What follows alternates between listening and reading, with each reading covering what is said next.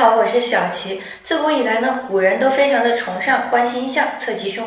一般呢，在皇上身边都有一个职位，专门负责观察星象、了解星象、记录星象的状态。历史上呢，一共有两个星图是非常完整的，一个呢就是古希腊的星图，也就是现在经常提到的星座；另一个呢就是我们中国古代的星图。古时候有智慧的人不仅可以通过星象知道天气的趋势，还认为可以能通过星象预测到人间的旦夕祸福。而唐代的李淳风和袁天罡就是我国古代著名的观星师，一个会天文历算阴阳，一个会相面。根据《新唐书艺文志》的记载李淳风和袁天罡曾经合著过一本书，名字叫做《太白会运历照通代纪图》。这本书被后人推测极有可能是推背图真正的名字。相信提到推背图大家都不陌生了。推背图是中国古代一本预测中国国运的预言书，是中国历史上最为经典的未来学巨作，由袁天罡和李淳风推算出来的未来历史上发生的各种大事儿。他通过图像和文字的方式从唐朝一直预测到了中国的未来，时间跨越唐朝以后的2000多年。最为神奇的是，这些预言后来在历史上也都真的发生了。图中预测的大事件中包括了7个女人的命运，这7个被记载的女人中已经有5个被确认，剩下的2个呢还未曾出现。今天呢，我们就来看看这7项中描述的相关内容。书中的第3项这样写道：谶曰，日月当空，照临下土，扑朔迷离，不闻一物。宋曰，参变空王色相空，一朝重入帝王宫，移之拔尽根犹在，窝窝成鸡孰是雄。后世解读这一段描写的是武则天，日夜当空，照临下土，不闻一物，暗示出了武则天的名字。日月空合起来就是照，暗示武则天的名字武曌。照临下土，照同一照，武则暗指武则天的姓氏。扑朔迷离是一个成语，来源于花木兰从军的典故。故事讲述花木兰男扮女装13年的军旅生活，军中没有人知道她是女子，也就是说是男是女是雌是雄谁也搞不清楚。武则天14岁入宫，身份是李世民的才人，就连李世民的第9子唐高宗李治也为他的容颜所倾倒。贞观23年，李世民驾崩，武则天依照惯例与部分没有子女的妃嫔们一起进入了长安的感业寺为尼，但她与新即位的唐高宗李治一直藕断丝连。这便应了那句参变空王色相空。一朝重入帝王宫指的是永徽元年5月份，李治在为祭奠李世民周年忌日而入感业寺进香的时候又与武则天相遇，因为无子而失宠的王皇后看在眼中，便主动地向李治请求将武则天纳入宫中，企图以此打击他的情敌萧淑妃。李治早有此意，当即就应允了。武则天重回王宫。武则天进宫以后用手段废除了王皇后，取得了皇后之位，垂帘听政，与高宗并称天帝天后。高宗死后废中宗，正式称帝，改国号为周，并大量的杀戮放逐李唐宗室大臣。当时王后所生的太子李旦及后来的睿宗只有几岁，被太监悄悄地送到了江夏王李开方处，才幸免于难。这就应验了移之拔尽根犹在，窝窝成鸡孰是雄，是指武则天称帝，大有反雌为雄的意思，而成鸡的鸡乃是指鸡年之时，武氏称帝之年正是乙酉年即鸡年。第5项谶曰，杨花飞，蜀道难，截断竹箫方见日，更无一时乃平安。宋曰，渔阳鼙鼓过潼关，此日君王幸见山，木易若逢山下鬼，定于此处丈金环。蜀道难中，蜀指的就是四川，四川地势险峻，说的就是杨贵妃跟随唐玄宗逃亡四川之事。截断竹箫方见日是一个字谜，箫去掉竹字头之后呢，是为树，这里说的就是肃宗继位，安史之乱逐渐得以解决。后一句史指的就是史思明，史思明是被其子斩杀之后，安史之乱才得以平息。渔阳鼙鼓过潼关中，渔阳指的就是天津蓟县，是安禄山的大本营。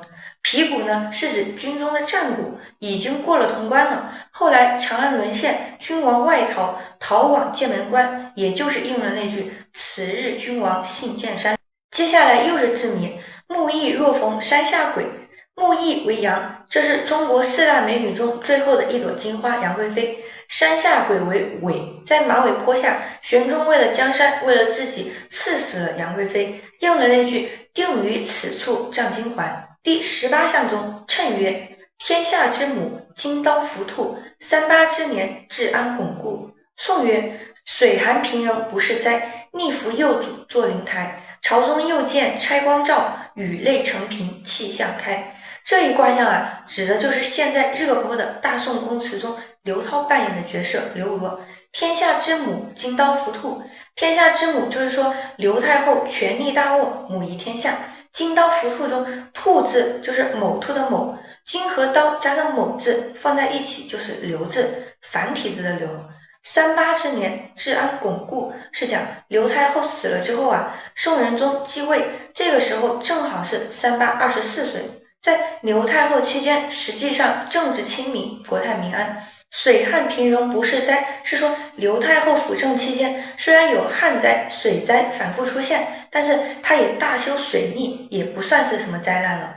逆服幼主做灵台，是说宋真宗去世后，刘太后大力辅佐宋仁宗。整个期间呢，政治清明，刘太后没有搞什么兵变，顶多就是搞了一个垂帘听政。朝中又见拆光照中的拆呢，一般都是女人戴，所以象征女人，意思就是说朝中又有一个类似像武则天一样的人物。不过还好啊，他没有称帝，这刘太后只是垂帘听政。最后一句呢，雨泪成颦气象开，讲的是刘太后所在位辅佐期间呢，还是蛮不错的，很稳定，也没有发生什么战争。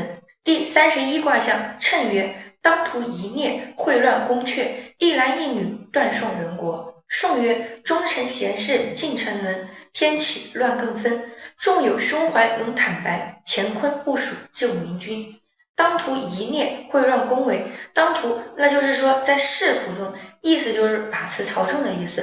一孽遗留下来的祸害，秽乱呢就不解释了，大家都懂。宫阙呢是皇帝居住的地方，就是这样的行为发生在皇宫之中。一男一女，断送人国，字面的意思理解呢，是一个男性和一个女性，对应了上一句，应该就是说魏忠贤和客氏的对视。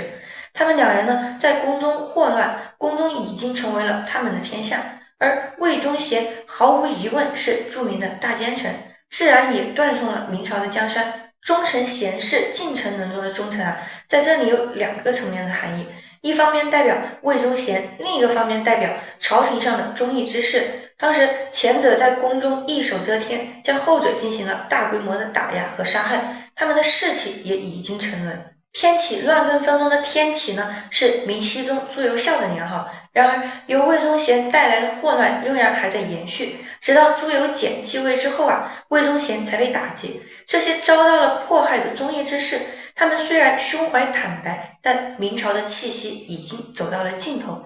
应了这句众有胸怀能坦白，乾坤部署救明君，还是在说魏忠贤之乱。乾坤代表的是天和地，也就是权力。明朝的权力不在皇帝手中，而是在宦官手中。在崇祯皇帝继位之后，魏忠贤才被除去，但是他也毁掉了明朝的根基。在去世不到1年之后，明朝也被灭亡。第36项，谶曰：纤纤女子，赤手御敌，不分祸福，灯光蔽日。宋曰：双拳旋转乾坤，海内无锐不敬，母子不分先后，希望长安入境。纤纤女子，赤手御敌中的纤纤指的是轻柔轻快之意，现在多形容女子的手纤细柔美。赤手指的是空手徒手，整句话的意思啊，就是纤纤女子赤手空拳去防御敌人。这是后来被人猜测呢，是说义和团运动。义和团在天津独有的一种专门收女性的全会，他们是这次反帝斗争中的重要力量，但结局还是以失败告终。不分祸福，灯光蔽日，指的是慈禧啊不分祸福，幻想着可以通过义和团这样的灯光来蔽日。双拳旋转乾坤，海内无锐不敬，其中的双拳呢代表的是义和团，因为在初期他们的名字叫做义和拳，义和团希望可以扭转乾坤，却不成想啊，只是旋转乾坤，以失败告终。后半句字面意思是国内的动乱不是无端而来，当时慈禧令清军配合义和团灭洋人，这也引来了后面的问题。母子不分先后，希望长安入境，中的母子啊，代表的是慈禧和光绪。光绪在继位的时候还是幼年，慈禧垂帘听政，以母亲的身份替光绪打理这个国家，所以呢，以母子相称。长安是我们今天的西安，当时国内陷入了空前的灾难，他们母子二人不分先后，全部逃往了这个地方，所以也被称为庚子事变。最后两个女人分别出现在第42和第51项，至今未能发现有人与之对上号。有人猜测或许第42项中的预言指的是江青，但是众说纷纭，还没有一个确切的解释。第51项呢，就更不得而知了。感兴趣的朋友呢，可以看看这两项，分享你的见解。今天的故事呢，就到这里了。希望大家可以多多的支持我，点赞、评论，留下您的宝贵意见。我们下期再见。